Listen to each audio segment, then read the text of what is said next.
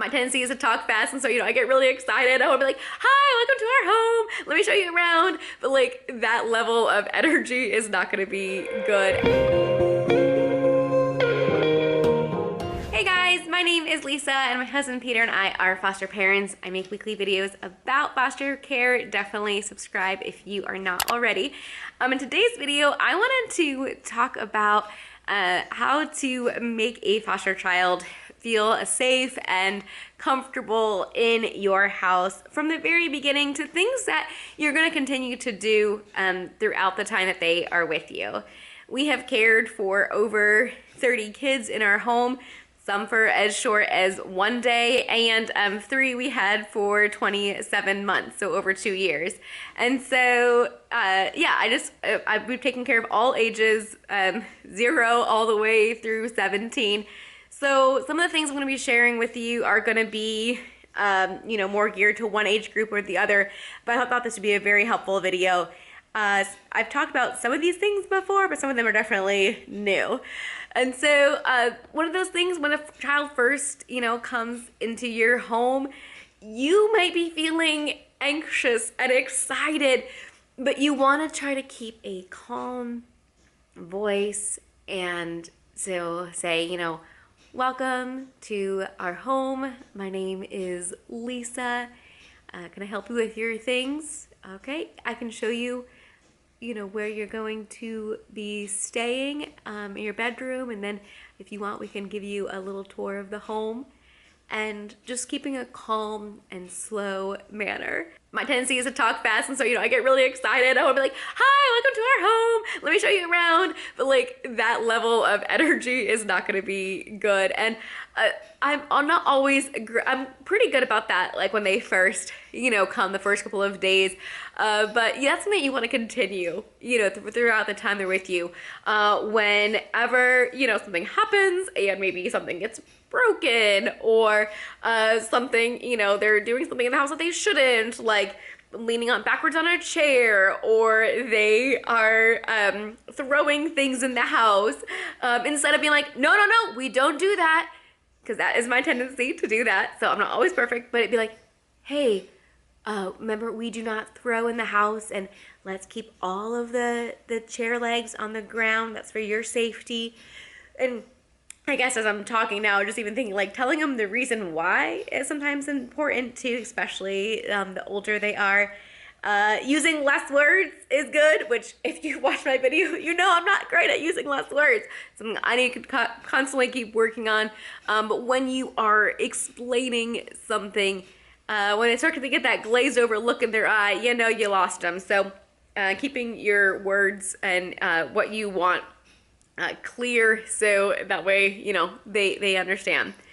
And so another thing that I do that very first day that they are here is, we go over our rules, and the rules are really helpful because it lets them know that everybody in the house is following those rules. I've shared them before in another video, but no hurts, no disrespectful talk, and listen the first time. And, we share that, that's something that we all do. And then we also have another board that lets them know, in this house, you are safe, you are loved, you are capable, and you are responsible.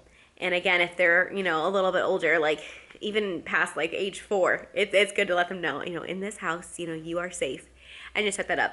Now, things that you can do to show them that they are safe, because saying it is one thing, but then when it comes to, say, nighttime, having a night light in their room, in the hallway, in the bathroom, so they don't have to turn on any lights at night if they have to use the bathroom. They can find their way with night lights. You may think, oh, that's just a little kid thing, but let me tell you, almost every age that we have had, even the older, they're going to want that night light. It's just comforting. They don't know your house, and be able to have something that when they wake up, they'll know their surroundings is very helpful. So night light, Also like a sound noise machine. Again, even for older kids, this is helpful because your house might creak and there might be other noises they're not familiar with, and it does help them to sleep. Now I have found that some kids really do not like a noise machine, so if they are older, you can definitely give them the option to have it and just say, hopefully this helps you, to sleep well. So every kid is different on that one. That one, you can ask if they're really young. I definitely would recommend it if they're like a baby, so that way every little noise in the house isn't going to wake them up. But even older kids sometimes really, really do like that. So that is an option. Plus, we're doing respite right now. And with that, we are having kids sleep up in our loft here. And so there's no, door. And so having a sound machine there is super helpful because they're going to bed earlier than our 17-year-old is going to bed, and so we might still be down here talking, and so it's kind of loud for them, and so that has worked out really well. So yeah, in the last video I shared that we're doing respite, and so right now we currently have 4 boys that we had this past summer, and so it was really fun to be able to have them again. And once you lay out kind of just like the expectations of the house, it is so nice having these kids come back because they know what's expected in our house. And it was funny because I was thinking even I would probably let them watch TV, after they get their homework done and stuff. But I guess last time they were here, we said only on Fridays. I don't even remember that. But they're like, yeah, we can only watch it on Fridays. And I was like, oh, well, I think, if you get your homework done and we get all ready, and I think we can watch TV if you want to. Otherwise, because right now it's snowing, it is cold outside. When they were here previously, it was nice weather. And so we were outside in the summer all the time with them. We were just going nonstop. So we didn't have any need for the TV. Now that we have a need for the TV, there's plenty of things to do in the house to entertain them, but it is super nice. So it was just funny because they were telling me what was expected in the house. And I was like, oh, okay. So, anyways, but it was nice too when they came in, I said hi to each of them, and then they quickly dropped their stuff and they were like, hey, where are the Legos at? And I said, oh, they're upstairs in the playroom. And so last time we had them down here in the living area. So they quickly ran upstairs and started playing with those. And so at this point, they're comfortable with their house. They know where everything is. And so it's been really nice having repeat respite to where they've already know, our expectations, they already know. And so it's been easier to just say hey, no, remember, we're not going to hurt. That is not something we do in this house. And, they're boys. So it's okay, what's wrestling and what's hurting the other. So, kind of a fine line. But anyways, so those are things at nighttime, going back to nighttime, night lights and sound machines. Also, closing the closet door. Now that sounds silly, but we've had a lot of kids where our closet door is slid open. It's one of the sliding ones, and so it's a dark, scary hole in there. And so a lot of kids have wanted us to shut it.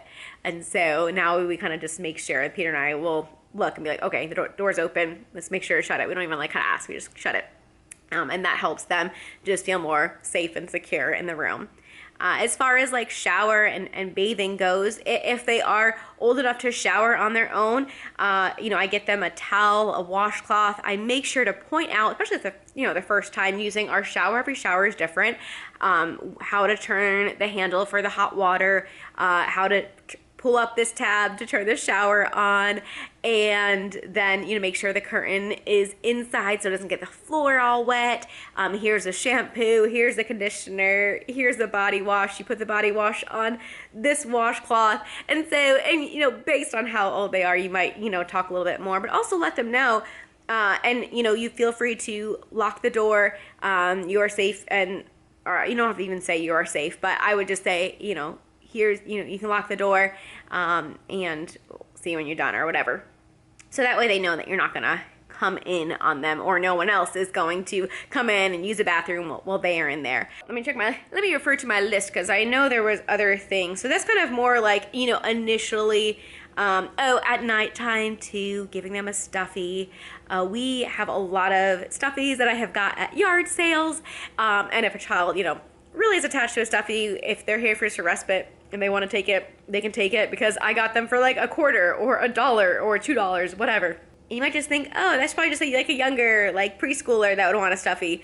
No, we've had a lot of elementary age, almost every elementary age that we've had wants a stuffy, some middle school and even some high schoolers. So it really just depends on the child. But, if they're older and you might think, oh, they think I'm weird, be like, hey, I have a bunch of stuffies. Do you want to take one to snuggle with? You can definitely ask them that. Or honestly, a lot of times what I do when I'm setting up their bed, I just put it on their bed because if they don't want it, they'll just throw it on the floor if they're older.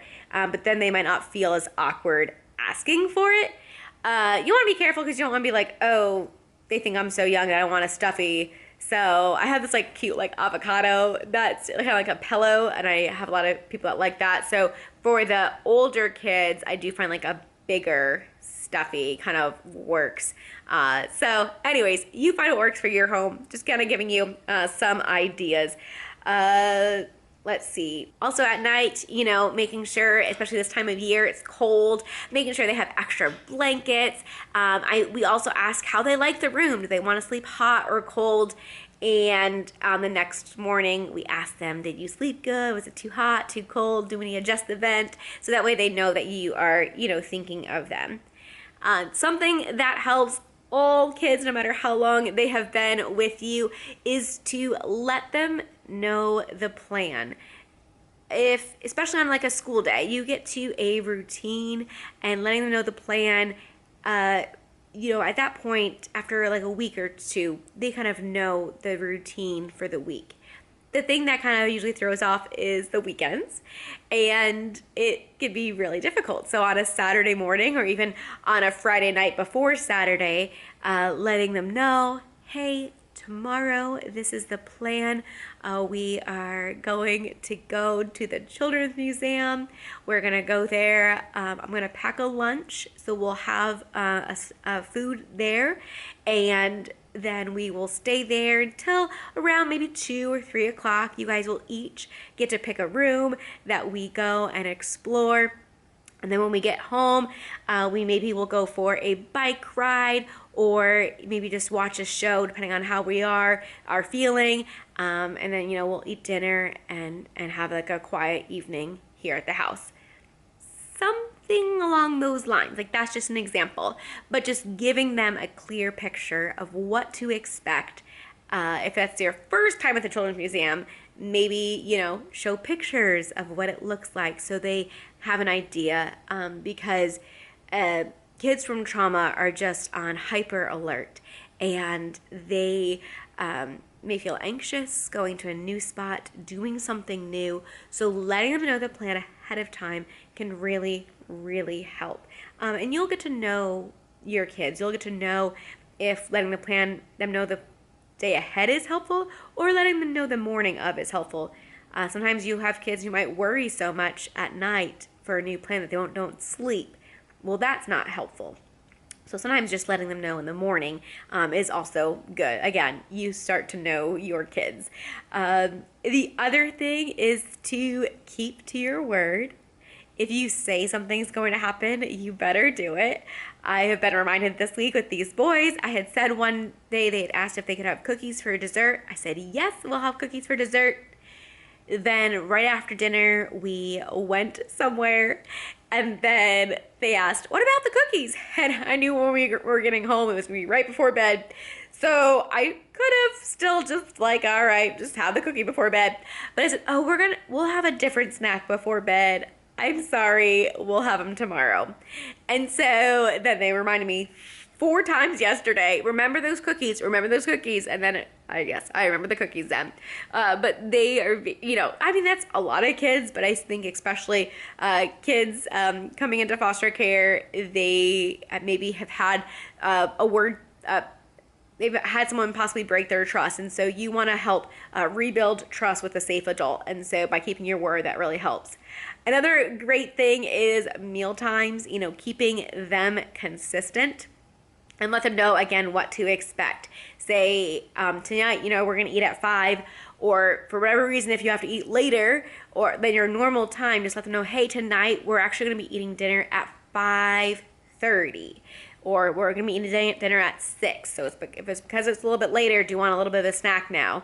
And just kind of keep ahead of the hunger, and it is letting them know too. There's always good food here. You'll always have food to eat. You can even show them their pantry. You can even have them help you cook the food. That was really helpful. Just a little bit when the boys were here, I had one of the second grader. He helped me stir the meat, and that was so helpful. He loved it. He loved participating, and that night went a lot better for him when I was having him participate in the making of the meal, because he's seeing it, he's smelling it, and he's doing something. So that was helpful. Rather than him the next day didn't have him do something, and then he was just having a hard time before dinner, saying, I'm so hungry. And I said, well, here, come in the kitchen. I was going to give him some food to have right then, and he didn't want to. And anyways, it just didn't go as good. So keep mealtime consistent. One thing that we have done to a lot of these past couple days are timers. So I'll let the boys know, hey boys, we're gonna be leaving for school in 15 minutes or whatever. And so I'll set a timer, and so they can watch it count down, because then they'll be playing and they'll look and they'll be like, oh, 3 more minutes. Hey guys, 3 more minutes. And it's like, okay, 3 more minutes. And so they're keeping each other accountable with that. And then they don't have to keep asking you, how much time do we have left? How much time do we have left? I just have it on our Google screen so they can see the timer counting down. Same thing with dinner time. They're like, what time is dinner? And I set it, and so then they can see, okay, it's just many more minutes until dinner. One other thing I was thinking of that I do, and I know I have not shared this one before, is that whenever we are going someplace that is different or unfamiliar or even farther than our normal 10-minute range, I pull up Google Maps on my phone, even if it's a place that I know how to get to. And the reason I do that is because if they are in elementary school and old enough to be able to, see the minutes down there, they know where to look. And then they know how much longer is in the car. So they don't have to keep asking you, are we there yet? Are we there yet? And they, again, will look at the time. And I've noticed them start to do this. They'll be like, hey guys, it's 10 more minutes. Okay, 10 more minutes until we get there. And so having that is super helpful. I think I started doing it not really realizing why, but I now see, okay, there's such benefit to this because it helps them know how much longer. And then also too, if they do ask me, how much longer till we get there? I'm able to look down and be like 6 more minutes and be able to let them know. So I hope those are helpful. I am sure there are so many other little tiny things, but I can't think of anything else. If you think of other things that you have done, even help your own kids, but also especially foster kids, to feel comfortable and safe in your home, will you leave it in the comments below to help me and also others reading the comments. I really appreciate you guys interacting down there in the comments. It is so encouraging to read those comments and to hear your feedback, so I really appreciate that, and that's a way that we can communicate. Give this video a thumbs up if you like it, and also subscribe if you are not already, and we will see you in the next video. Bye guys.